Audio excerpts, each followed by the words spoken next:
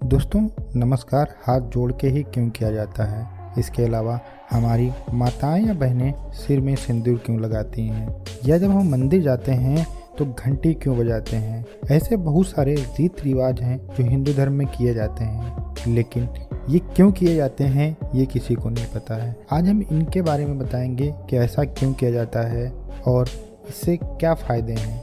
हिंदू धर्म में अनेक परंपराएं हैं जिसे जन्म लेने से लेकर मृत्यु तक अनेकों रस्में निभाई जाती हैं। हिंदू परंपराओं के पीछे कई तरह के वैज्ञानिक कारण भी छुपे हुए हैं जिसे जानना बहुत ज़रूरी है।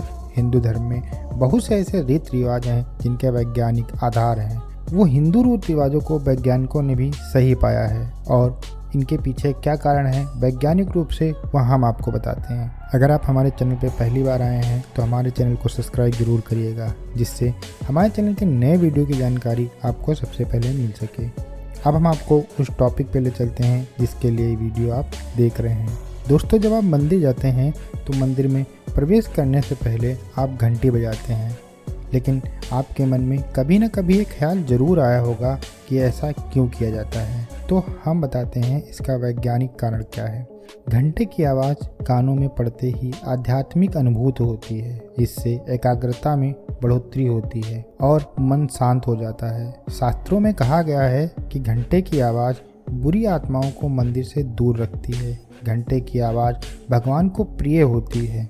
जब हम मंदिर में घंटा बजाते हैं तो करीब 7 सेकंड तक हमारे कानों में उसकी ध्वनि गूंजती रहती है। माना जाता है कि इस दौरान घंटे की धुन से हमारे शरीर में मौजूद सुकून पहुंचाने वाले 7 बिंदु सक्रिय हो जाते हैं और नकारात्मक ऊर्जा शरीर से बाहर हो जाती है। दोस्तों, अब आपको ज़रूर पता चल गया होगा कि मंदिर में घंटा क्यों बजाया जाता है। दोस्तों, आपने देखा होगा कि बहुत सारे लोग सिर के ऊपर चोटी रखाए रहते हैं, या आपने देखा होगा कि पूरे बाल तो सिर के बना दिए जाते हैं लेकिन चोटी लोग रखते हैं। ये हिंदू धर्म में परंपरा है। अगर हम इसके वैज्ञानिक तौर पर बात करें तो आयुर्वेद में बताया गया है कि सिर के जिस भाग में चोटी मतलब शिखा को धारण किया जाता है वह भाग तंत्रिका तंत्र से सीधे संपर्क में होता है। चोटी इस तंत्र को सुरक्षा प्रदान करती है। इससे लोग एकाग्रित होते हैं और अपना काम अच्छे से कर सकते हैं। इसके अलावा अगर आप किसी काम में ध्यान लगाते हैं तो उसके लिए भी चोटी सहायक होती है और शरीर को ऊर्जा मिलती रहती है। मांग में सिंदूर भरने के फायदे। विवाहित महिलाएं मांग में सिंदूर लगाती हैं। सिंदूर का महिलाओं के शरीर से काफ़ी महत्वपूर्ण संबंध होता है। हल्दी, चूना, धातु, पारा से बना सिंदूर महिलाओं के शरीर में खून के बहाव को नियंत्रित करता है और कामेच्छा को बढ़ाने में कारगर होता है। यही कारण है कि विधवा महिलाओं को सिंदूर लगाना मना होता है। सिंदूर में मौजूद धातु पारा के तत्व तनाव और चिड़चिड़ेपन को भी दूर करते हैं। अब आपको समझ में आ गया होगा कि हिंदू धर्म में सिंदूर को इतना महत्व क्यों दिया गया है। दोस्तों, आपने बहुत सारे फिल्मों में देखा होगा या बहुत सारे विद्वान ये कहते आपको नज़र आ जाते होंगे कि पत्थर को पूजने से क्या फ़ायदा, मतलब मूर्ति पूजा नहीं करनी चाहिए। लेकिन इसका भी एक वैज्ञानिक कारण है। भारत के अंदर बहुत सारे लोग मूर्ति पूजा करते हैं। कहा जाता है कि जब हम किसी की तस्वीर या मूर्ति को देखकर प्रार्थना करते हैं तो पूरा ध्यान उसी आराध्य देवी देवता के ऊपर हो जाता है, मतलब मन एकाग्र हो जाता है और आप ईश्वर से सीधे रूप से जुड़ पाते हैं। इसीलिए भारत में आध्यात्मिक उन्नति के लिए मूर्ति पूजा को मानव जीवन का अहम हिस्सा बताया गया है। चूड़ियाँ और कड़े पहनने के फायदे। दोस्तों, आपने देखा होगा भारत के अंदर या पूरी दुनिया के अंदर औरतें चूड़ियाँ पहनती हैं या तो कड़े पहनते हैं। यहाँ तक कि कुछ पुरुष भी कड़े पहनते हैं। कहा जाता है कि कलाइयों में चूड़ियाँ पहनने से हाथों का ब्लड फ्लो ठीक रहता है, मतलब जो खून है वो सही से दौड़ पाता है। साथ ही चूड़ियाँ हमारे शरीर की ऊर्जा को भी नियंत्रित करने का कार्य करती हैं। इसलिए हिंदू धर्म या दुनिया के कई ऐसे देशों में आपको औरतें चूड़ियाँ या कड़ा कुछ ऐसा पहनते दिख जाएंगी और यही एक वैज्ञानिक कारण है जिसके कारण सभी धर्म के लोग चूड़ियाँ या कड़ा पहनते हैं। सूर्य नमस्कार। भारतीय संस्कृति में सुबह की शुरुआत को सूर्य नमस्कार से जोड़ा गया है। भारतीय परंपरा में सुबह सुबह सूर्य को पानी देना अत्यधिक शुभ माना जाता है और ऐसा माना जाता है कि हम सूर्य भगवान की पूजा कर रहे हैं।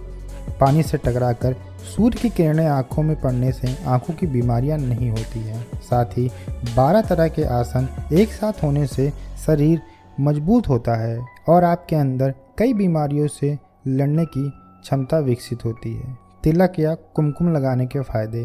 दोस्तों, आपने देखा होगा कि बहुत सारे लोग अपने माथे पर तिलक लगाए रहते हैं। इसका भी एक वैज्ञानिक कारण है। दोनों भौहों के बीच माथे पर तिलक लगाने से इस खास हिस्से पर दबाव पड़ते ही ये सक्रिय हो जाता है और शरीर में नई ऊर्जा का संचार होने लगता है। तिलक लगाने से एकाग्रता में बढ़ोतरी होती है और चेहरे की मांसपेशियों में रक्त का संचार सही तरीके से हो पाता है। हिंदू धर्म में तिलक का महत्व बहुत ही ज़्यादा है और आपने देखा होगा कि सुबह सुबह बहुत सारे लोग तिलक लगाकर ही घर से निकलते हैं। नमस्कार करना। दोस्तों, आपने देखा होगा कि बहुत सारे लोग नमस्कार करते हैं और नमस्कार करने के लिए वो दोनों हाथों को मिलाते हैं। हाथ जोड़कर नमस्कार करना हिंदू धर्म की प्राचीन परंपरा और सभ्यता है।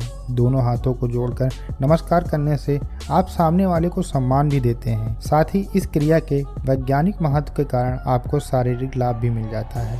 जब हम दोनों हाथों को आपस में जोड़ते हैं तो हमारी हथेलियों और उंगलियों के इन बिंदुओं पर दबाव पड़ता है जो आँख, कान, नाक, दिल आदि शरीर के अंगों से सीधा संबंध रखते हैं।